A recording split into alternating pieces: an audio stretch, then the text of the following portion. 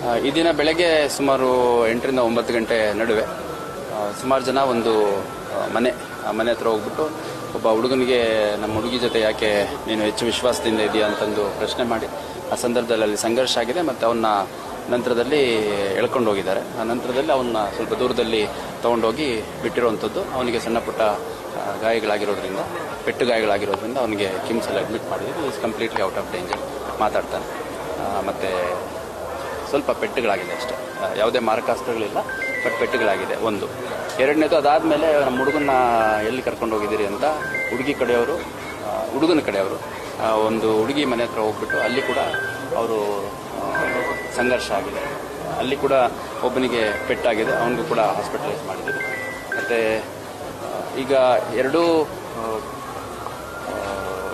ಎರಡೂ ಕಡೆಯವರು ಇನ್ನು ಯಾವುದೇ ಕಂಪ್ಲೇಂಟನ್ನು ಕೊಟ್ಟಿಲ್ಲ.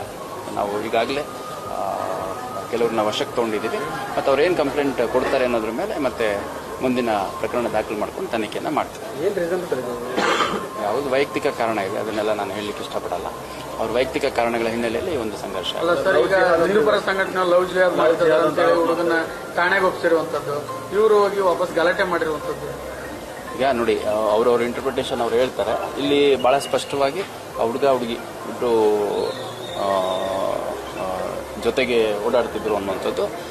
ಹಂಗಾಗಿ ಹುಡುಗಿ ಕಡೆಯವರು ಈ ಒಂದು ಘಟನೆಯನ್ನು ಮಾಡಿದ್ದಾರೆ. ಆಮೇಲೆ ಹುಡುಗನ ಕಡೆ ಅಂತ ಅವರು ಹೇಳುವಂಥದ್ದು, ಹುಡುಗಿ ನಮಗೆ ಪರಿಚಯ ಎಲ್ಲ ಇದ್ದು, ಬಟ್ ಯಾಕೆ ಈ ರೀತಿ ಆಗಿದೆ ಅನ್ನೋದು ಗೊತ್ತಿಲ್ಲ ಅನ್ನೋಂಥದ್ದಷ್ಟೇ ಅವರು ಹೇಳ್ತಾರೆ.